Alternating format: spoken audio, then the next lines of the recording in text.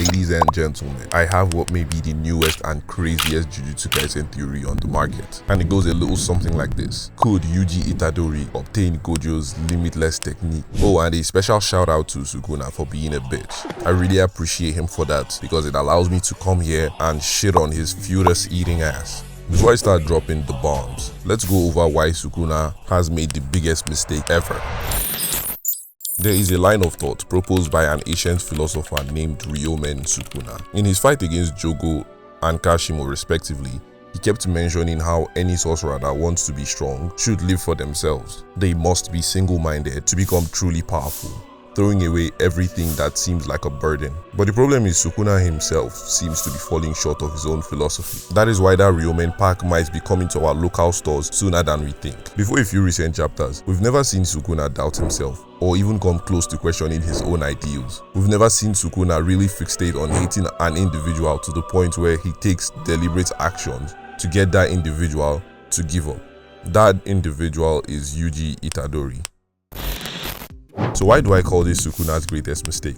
Simply because we've seen this play out before when Mahito was obsessed with breaking Yuji's soul. This was his greatest undoing. In Sukuna's case, it is like he is trying to gaslight himself from losing his own ideals, as they are all he knows. Those ideals are what has gotten him this far and allowed him become the strongest sorcerer in history. Oh, and he just happens to be Yuji's uncle through a very weird connection and the consumption of a fetus. Side note, out of curiosity, I went to find out if a fetus could actually eat another fetus. You might be surprised to hear about vanishing twin syndrome. Anyways, I also need to point out a few things that stood out to me as I read the last chapter. Sukuna seems really pressed right now. So far in this story, we've never seen Sukuna losing his composure. Even when he was being pummeled by Gojo, he kept his smirk up until Gojo became a nuclear physicist and created an atomic bomb. And aside shouting for Mahoraga to save him, he never really lost his shit. Anyways, the point is Sukuna is very composed and level-headed to the point it gets scary.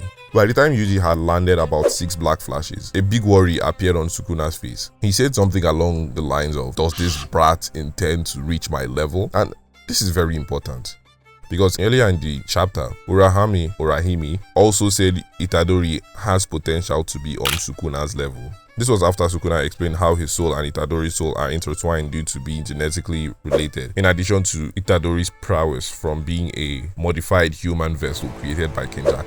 I know I've been yapping for a hot minute, so let me sum up everything I've been saying. I believe Sukuna will lose because 1. He is questioning his own ideals. 2. He has a hyperfixation on breaking Yuji's soul, which in his own words is a recipe for disaster. 3. Yuji is becoming really powerful. Now let's move on to the greatest theory you've ever heard.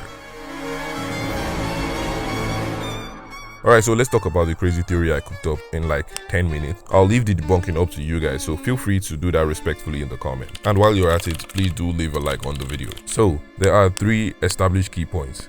Pay close attention, because this could actually change your life. First is, a sorcerer can only have 1 technique at a time. Second, Yuji currently has at least 3 techniques. I know Sukuna did say 2, but he overlooked 1. So the techniques are as follows: blood manipulation, shrine, and the body or soul swap technique. Just hold on, I'm going to talk about that in a brief minute. And the last thing is, so far only Sukuna, Kenjaku, Yuta, and Yuji have been able to use more than 1 curse technique at a time. Now that is all said and done, in chapter 257, it is explicitly stated how Yuji has 2 curse techniques. The first came to him by eating the death womb paintings, and the second came through consuming Sukuna, who was in the form of fingers, and by fingers, he became a cursed object. But what's important to note here is how he obtained these 2 techniques is by consuming cursed objects. My theory is, what if Yuji eats the 6 eyes and obtains the limitless technique? I know what you're thinking, Martian, nigga, that's insane. That's never gonna happen. But just hear me out, okay? I have 3 exhibits. Exhibit A. We know the reason Yuji ate the dead womb paintings is because he wanted to defeat Sukuna. Here he explicitly said he will eat anything if it means killing the king of curses. And guess what happened after he ate the dead womb paintings? Well, now he can use blood manipulation. Exhibit B. He ate Sukuna's finger, and due to the recent revelation about Yuji's origins, Yuji has the shrine technique. Exhibit C. Nanami's weapon, which is basically a cursed object, had his curse technique imbued in it, which allows Ino to use it. When you consider these things I mentioned, you notice that I was dwelling very heavily on cursed objects. As we all know, Gojo's eyes aren't cursed objects. So how can they convert them to cursed objects? Well, we know Yuki made a ton of research about the soul, and we also know it allowed Yuji understand more about the soul.